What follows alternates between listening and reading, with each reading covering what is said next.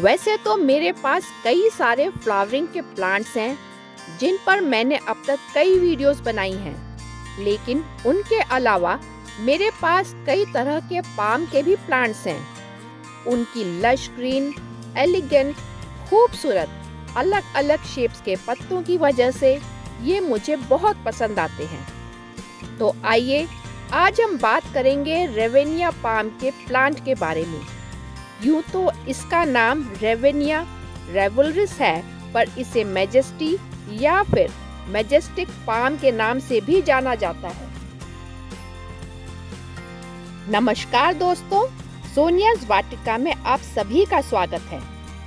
रेवेनिया palm की सुंदर लंबी कमान जैसे शेप की पंखों सी दिखने वाली पत्तियां इसके अपीयरेंस को एक एलिगेंट और ट्रॉपिकल लुक देती हैं।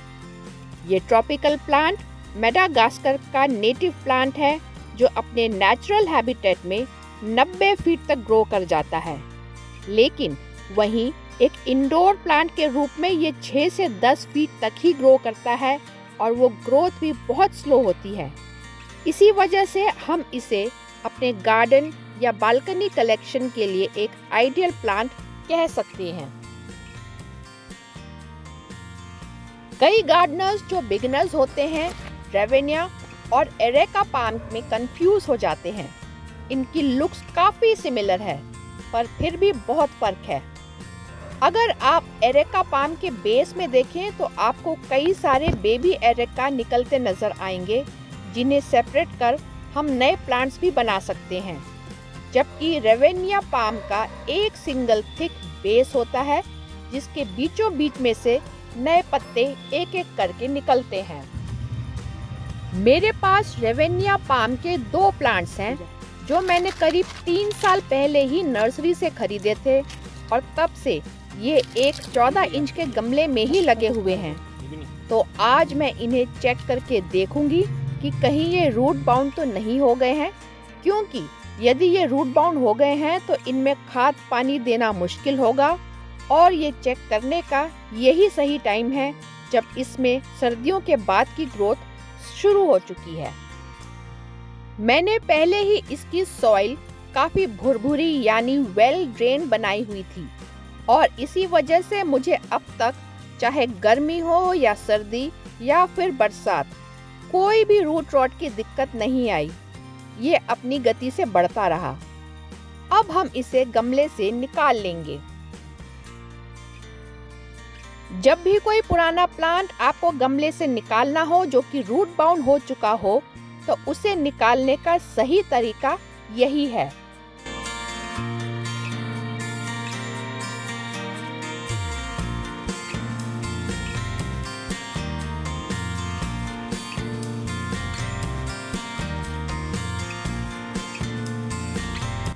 वो ये देखिए इसकी रूट्स कैसे पूरी तरह से फैली हुई है।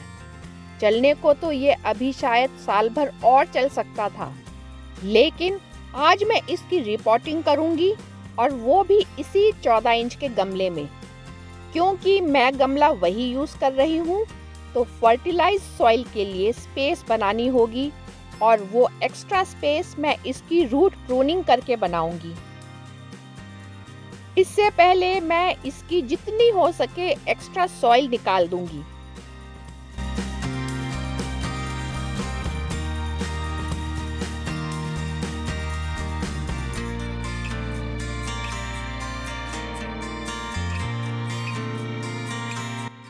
हम इसकी 1/3 या फिर आधी भी रूट्स को प्रून कर सकते हैं। तो आइए शुरू करते हैं। रूट प्रूनिंग करने के लिए बहुत ज़रूरी है कि आप सही मौसम में इसे करें, वरना इसकी वजह से आपका प्लांट मर भी सकता है।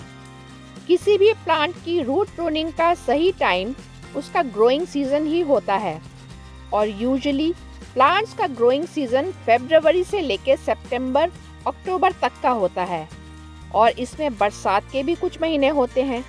हमेशा ध्यान रखें, बरसात के महीनों में कभी भी रूट प्रूनिंग का काम ना करें, वरना रीपॉटिंग के बाद हाई मॉइस्चर से रूट्स में फंगस लग सकती है और फाइनली वो प्लांट मर ही जाएगा।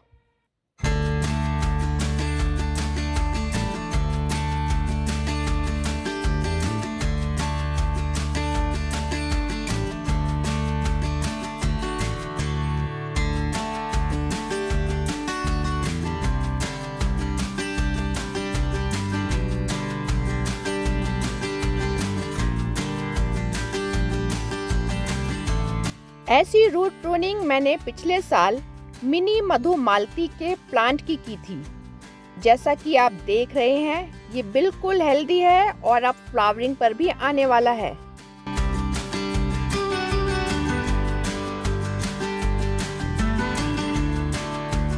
अब हम अपनी नई सॉइल तैयार कर लेते हैं। जैसा कि मैं हमेशा कहती हूँ कि गमले की सॉइल हमेशा वेल ड्रेन होनी ही चाहिए। हमारे सॉइल मिक्स में है 40% garden soil, 40% vermi compost, 5% cocopeat, 5% rice husk अगर है तो ठीक, वरना रहने दें, 2 मुट्ठी नीम खली, 2 चम्मच बोन मील और 1 छोटा चम्मच DAP। पूरे मिक्स को अच्छी तरह से मिला लें। इसमें हमने कोकोपीट मिलाया है क्योंकि ये एक मॉइस्चर लविंग प्लांट है।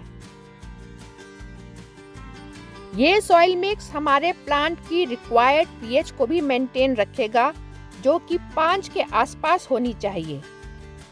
अब गमले के बेस में छेद पर उल्टा दिया रखकर या फिर कुछ पत्थर के टुकड़ों से ढककर सॉइल मिक्स डाल लें।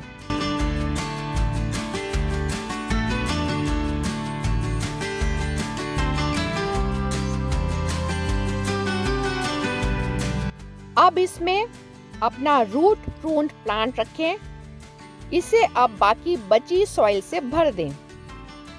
आप इस सॉइल मिक्स में 1 चम्मच फंजीसाइड पाउडर भी मिला सकते हैं या फिर वाटरिंग करते समय आखिर में फंजीसाइड पानी में मिलाकर भी वाटरिंग कर सकते हैं। जब भी वाटरिंग करें भरपूर करें और दूसरी वाटरिंग तभी करें जब ऊपर की मिट्टी हल्की सी सूखी दिखने लगे। प्लांट में फ्रेशनेस बनाए रखने के लिए और पत्तों की टिप्स को ब्राउनिंग से बचाने के लिए समय समय पर इसकी मिस्टिंग भी करते रहें, क्योंकि ये एक मॉइस्चर लविंग प्लांट है। अब प्लांट को 1 से 2 हफ्ते के लिए छांव में रखें। डायरेक्ट सनलाइट से बचाएं। 15 दिन बाद चाहें तो इसे सुबह की ठंडी धूप जैसे 7 से 9 तक की दे सकते हैं। वैसे रेवेनिया पाम इनडायरेक्ट ब्राइट लाइट में बहुत अच्छा ग्रो करता है। कोशिश कीजिए कि इसे ऐसी जगह पर रखें जहां इसे सुबह की धूप, बाकी दिन की इनडायरेक्ट ब्राइट लाइट मिलती रहे। ना तो बिल्कुल छांव हो और ना ही तेज डायरेक्ट सनलाइट। पेड़ वाली छांव एक आइडियल जगह होगी जहां छन छन कर धूप आती है। तो आइए अब हम बात कर लेते हैं इसके फर्टिलाइजर की भी। इसे आप चाहें तो बैलेंस्ड फर्टिलाइजर NPK 19-19-19 या 20-20-20 भी दे सकते हैं। अगर वो ना देना चाहें और आप ऑर्गेनिक खाद की तरफ जाना चाहते हैं तो फर्मेंटेड और डाइल्यूटेड किया हुआ गोबर का पानी हर 15 दिन में आप दे सकते हैं।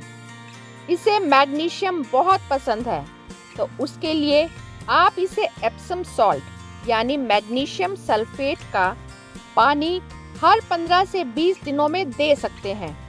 इसके लिए आधा चम्मच एप्सम सॉल्ट को 1 लीटर पानी में मिलाएं और घोलकर गमले में डाल दें। एप्सम सॉल्ट में मैग्नीशियम की मात्रा 16% होती है और इसका सल्फेट वो भी इसकी pH को बनाए रखने में मदद करता है। अब हम प्रूनिंग की भी बात कर लेते हैं।